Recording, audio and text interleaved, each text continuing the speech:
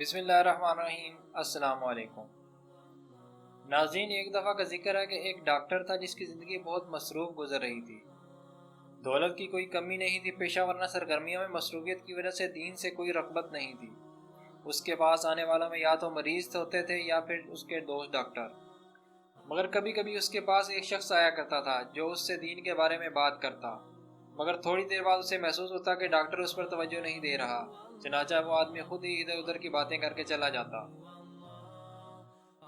ایک روز ڈاکٹر اپنے گھر میں اکیلا تھا، اچانک فون کی گھنٹی بجی۔ ڈاکٹر نے فون اٹھایا تو دوسری طرف سے آواز آئی، میں جبریل بول رہا ہوں، خدا تم کو بلانا چاہتا ہے۔ آواز ایسی تھی کہ معلوم ہوتا تھا کہ جیسے کوئی غیر انسانی مخلوق انسانی زبان میں بول رہی ہو۔ ڈاکٹر پر ایسی ہیبت طاری ہوئی کہ ریسیور اس کے ہاتھ سے گر پڑا۔ کچھ دیر بعد جب اس کے ہوش و حواس درست ہوئے تو اس نے اس معاملے پر غور و فکر کرنا شروع کیا۔ اس نے اپنے تمام دوستوں کو فون کر کے اس کال کے بارے میں پوچھا، مگر کسی نے بھی یہ نہیں کہا کہ اس نے ڈاکٹر کو کال کی تھی۔ ڈاکٹر کئی روز سوچ میں پڑا رہا، ٹیلی فون پر سنی ہوئی آواز اس کے ذہن سے نہیں نکلتی تھی۔ آخر ایک دن وہی آدمی اس کے کلینک میں آیا جو اس سے دین پر بات کیا کرتا تھا۔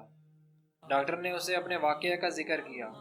وہ شخص ایک منٹ خاموش رہنے کے بعد بولا، یہ تمہارے نام فرشتے کا پیغام تھا، تمہیں حج پر جانا چاہیے۔